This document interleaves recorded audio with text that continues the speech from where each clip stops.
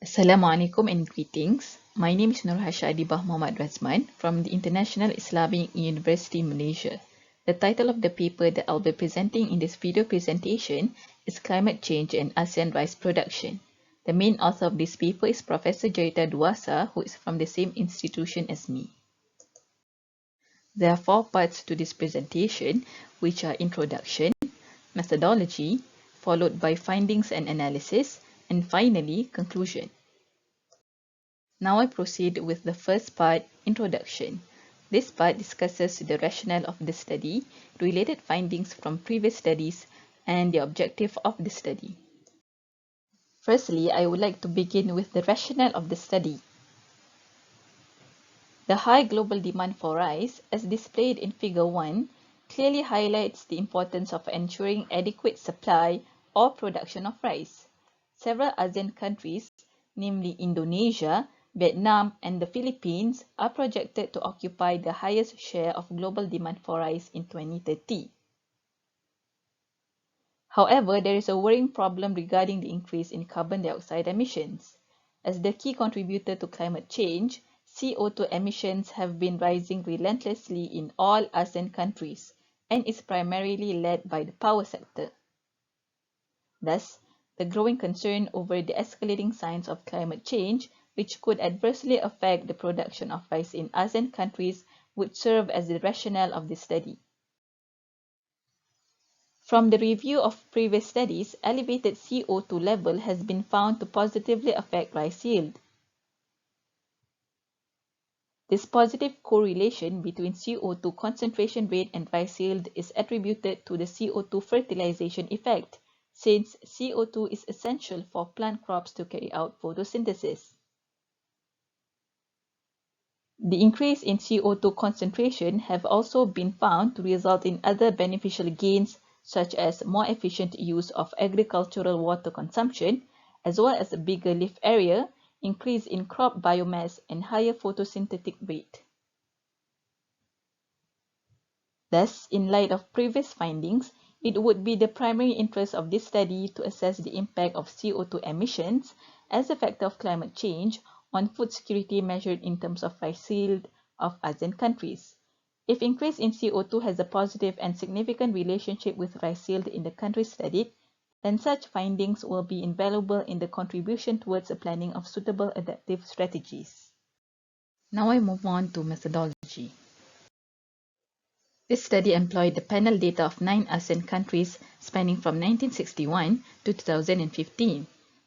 The panel data were sourced from the Food and Agriculture Organization, World Bank, and World Rice Statistics.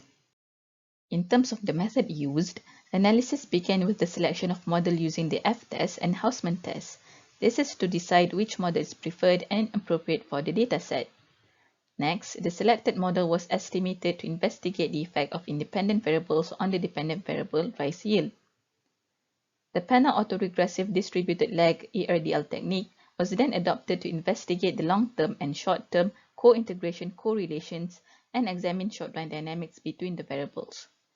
To perform the ARDL technique, panel unit root tests were firstly conducted to check the stationarity of variables.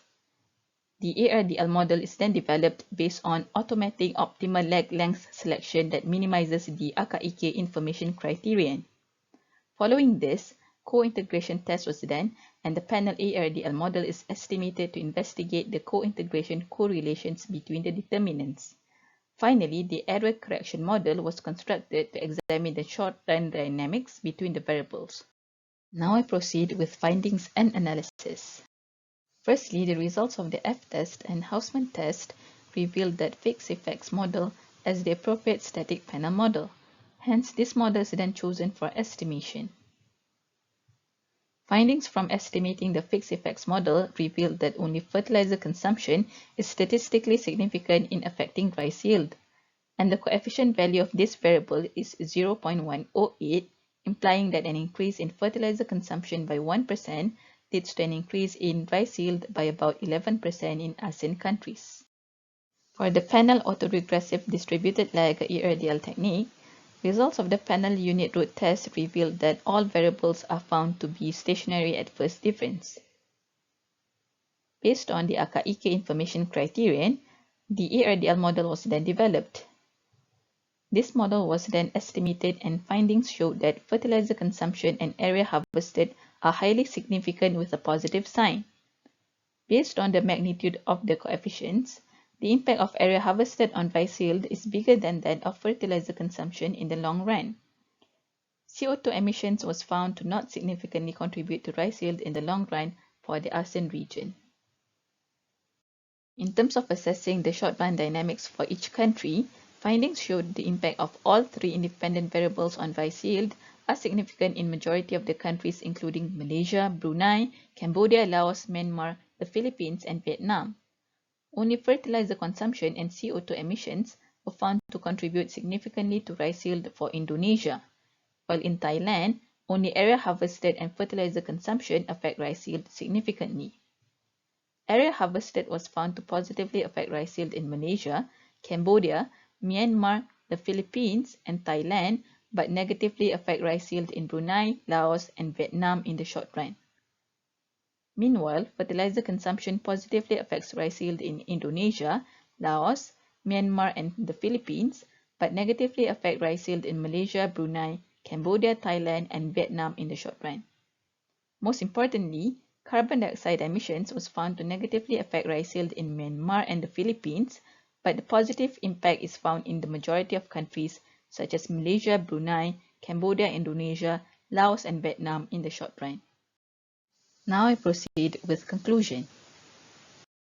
Due to the growing concern over the escalating signs of climate change that could adversely affect the production of rice, this study had the primary objective of assessing the impact of CO2 emissions as a factor of climate change on food security measured in terms of rice yield of ASEAN countries. For methodology, panel data of 9 ASEAN countries were analyzed through the estimation of fixed effects model and the adoption of panel ARDL technique. Findings from the fixed effects model showed only fertilizer consumption is positive and statistically significant in affecting rice yield in the ASEAN region. The panel ARDL showed both fertilizer consumption and area harvested are highly significant with positive sign in the long run. In terms of short-run dynamics for each country, positive impact of CO2 was found in majority of the ASEAN countries. These results signify positive CO2 fertilization effect in the region. Hence, ASEAN countries need to develop innovative programs and plan suitable adaptive strategies to better address the effects of climate change on the production of rice. Thank you. Assalamualaikum.